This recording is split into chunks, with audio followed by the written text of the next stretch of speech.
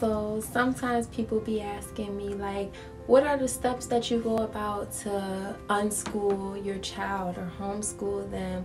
They be like, is that even legal? How does that work? So first of all, the only way that it would be illegal for you to be in control of your children's education is if the state actually owns rights, or the government actually owns the rights to your child. And the government actually owns the right to your children if your children have a birth certificate or a social security card. And if they do, then you have to go through this long process of more or less like becoming sovereign, separating yourself from the state or the government so that you own your child as it's naturally right, because it's your creation, it comes from you. And if you don't, but if you do have a birth certificate or a social, then it would probably be safest for you to follow your state's guidelines, or even move to states where they have less guidelines on how you choose to educate your children.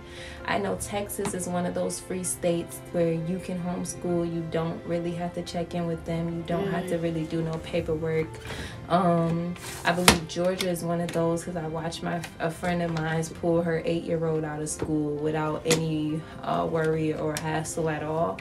But states like New York, Virginia, even North Carolina have rules and regulations on those. I don't know all the rules and regulations for each state, so you would have to look that up. and once you get through that part and you figure out what you're going to do and how you're going to school your child, the next thing to do, basically what I did was I created the curriculum from scratch. I teach pretty much everything except for, I love you too, except for like physical education and extracurricular activities, some, but I pretty much would look up what is it that they are supposed to know for their age range, or I'll look up like first grade curriculum, kindergarten curriculum, and I'll make sure that he knows all those things, plus whatever else. I also pay attention to what he knows and what he doesn't know, so that I write those down so that I remember he needs a lesson on telling the time, or he needs a lesson on geography, you know what I'm saying?